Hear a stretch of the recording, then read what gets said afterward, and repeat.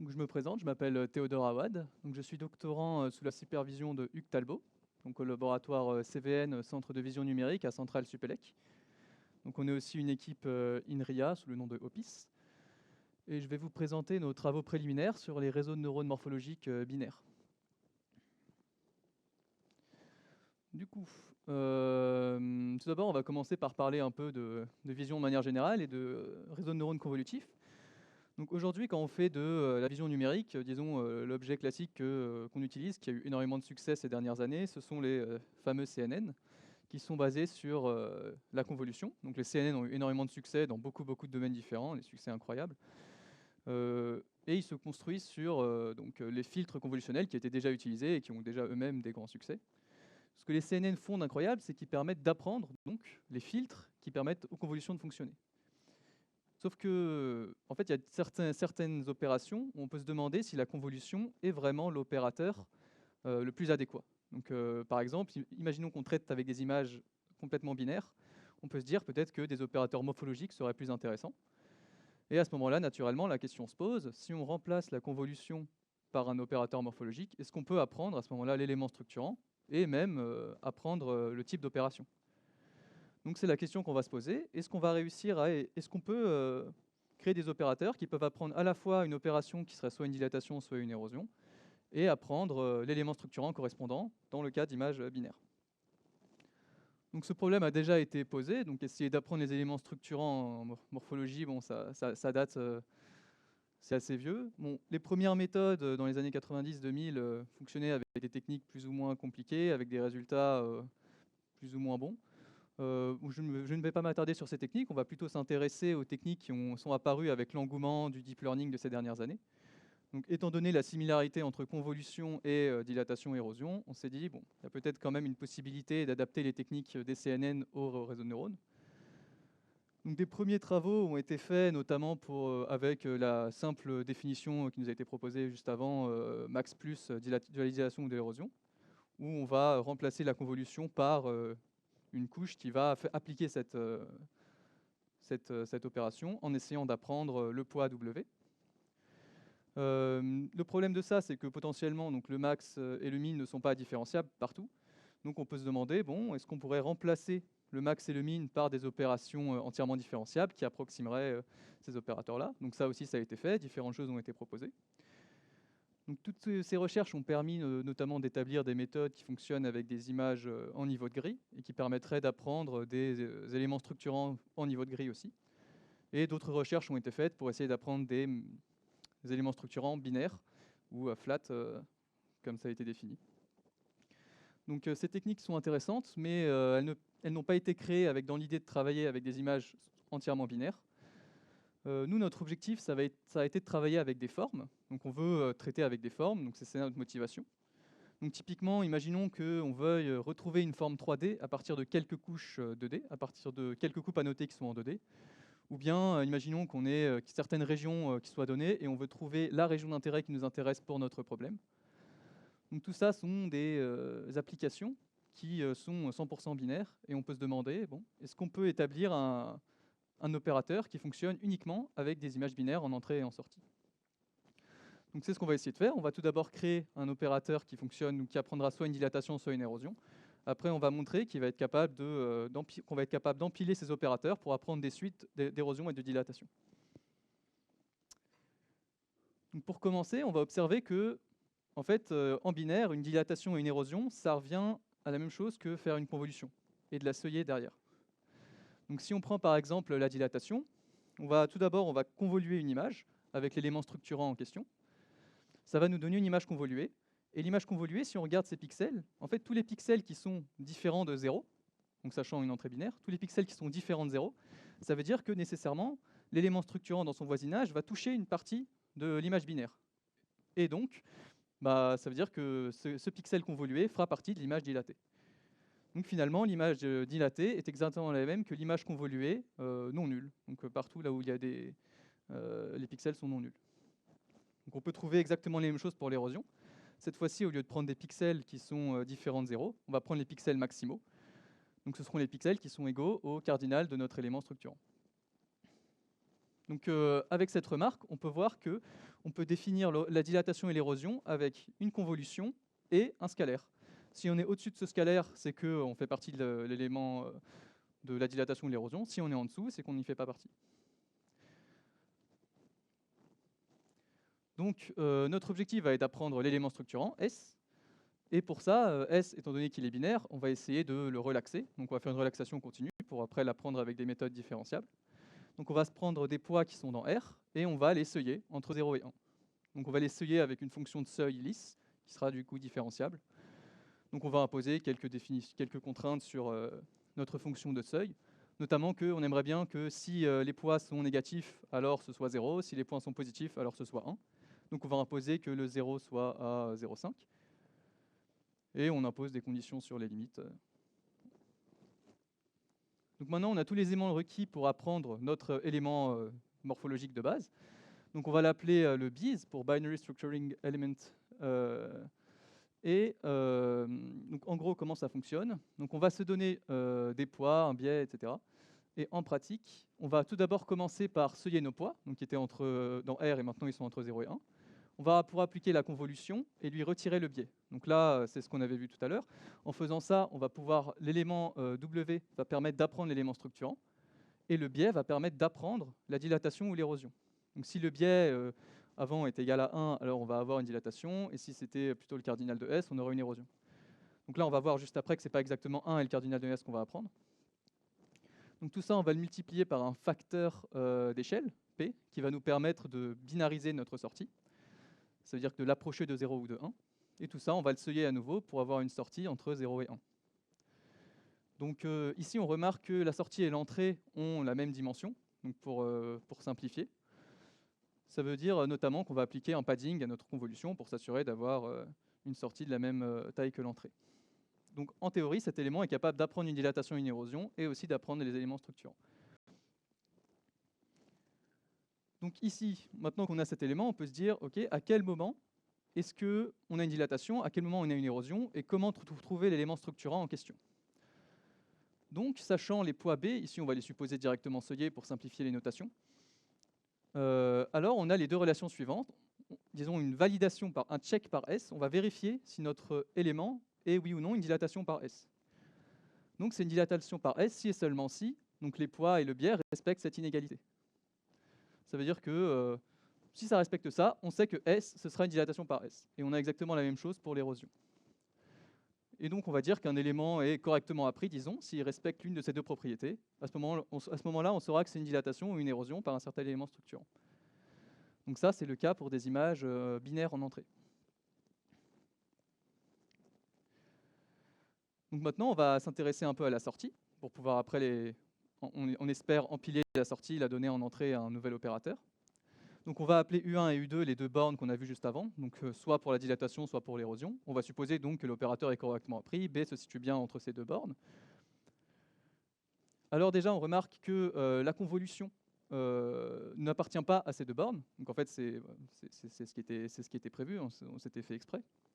Et donc mécaniquement, la sortie de notre opérateur BIS n'appartiendra pas à deux bornes, donc deux sorties, qu'on va appeler V1 et V2 par exemple.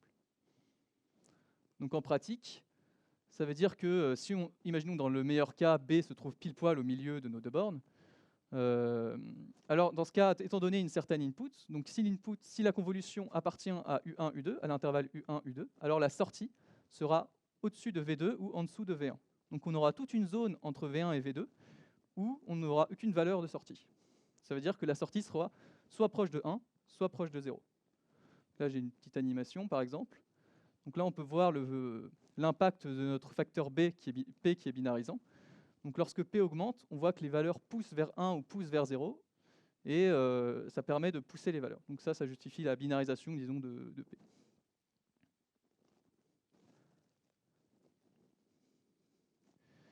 Donc ici, ça nous amène à une nouvelle définition. On va changer de paradigme. Au lieu de parler d'images binaires, on va maintenant parler d'images qui sont presque binaires. Ça veut dire que les valeurs sont soit proches de 1, soit proches de 0, mais pas exactement 1 ou 0.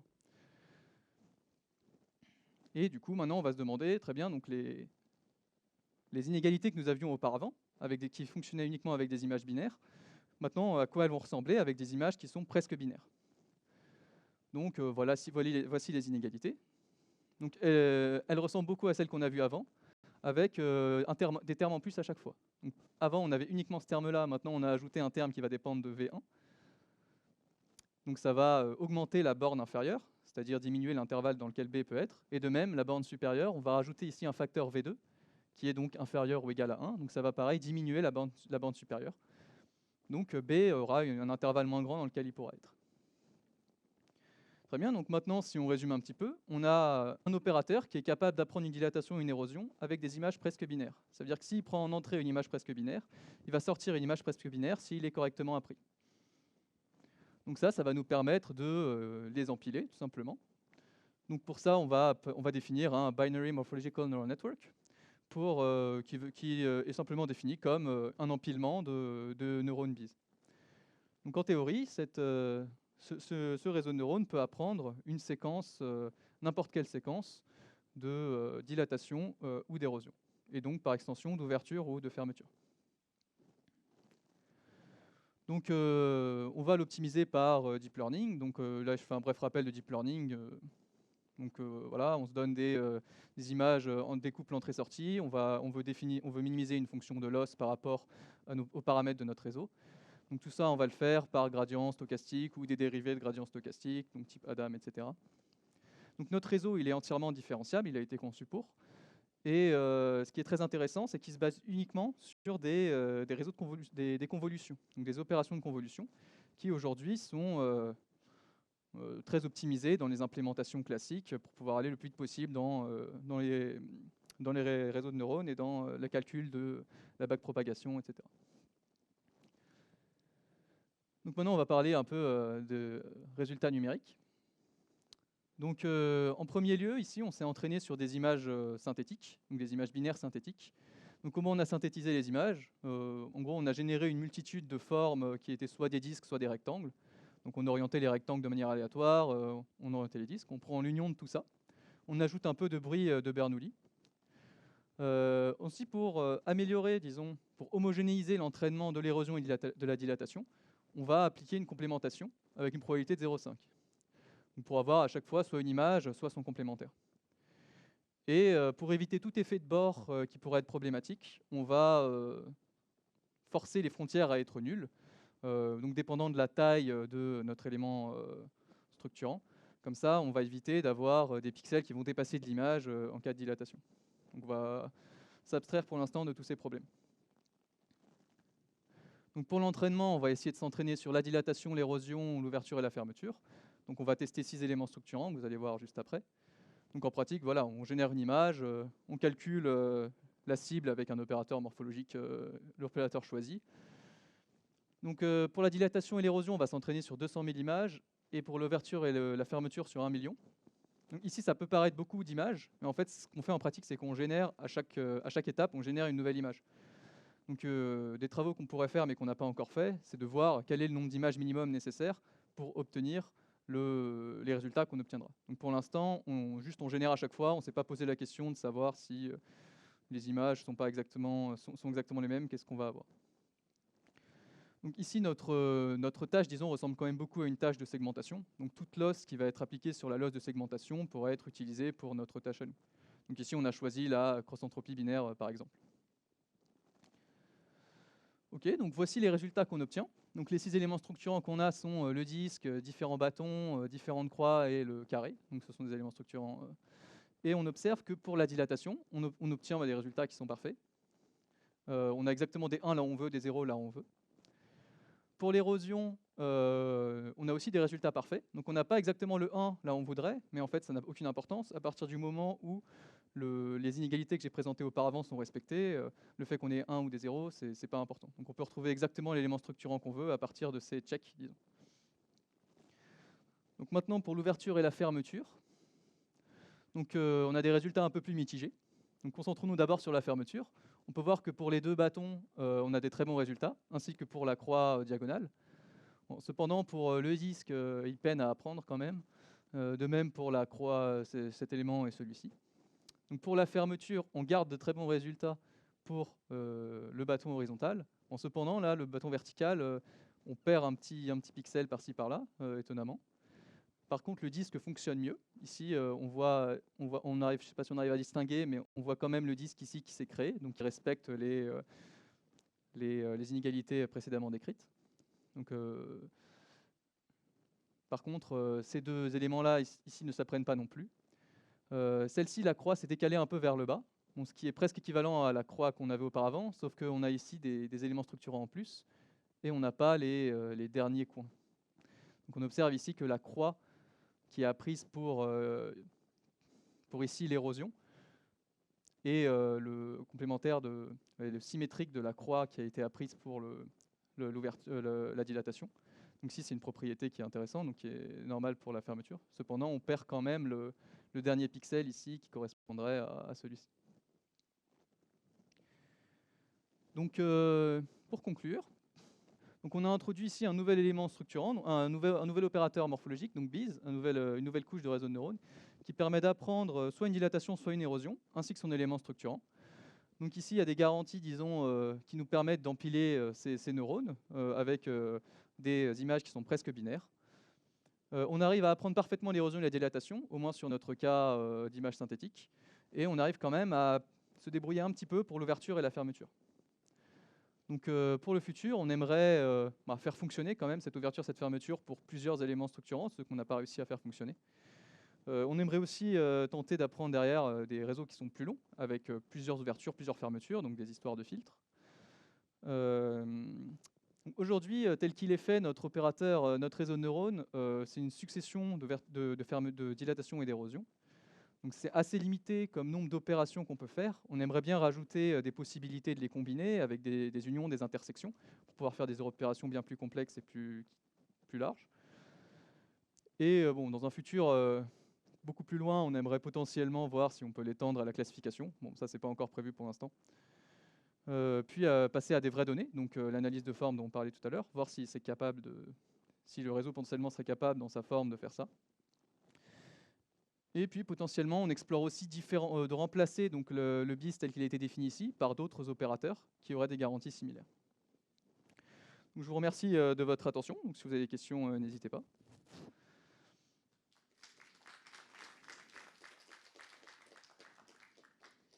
Des questions?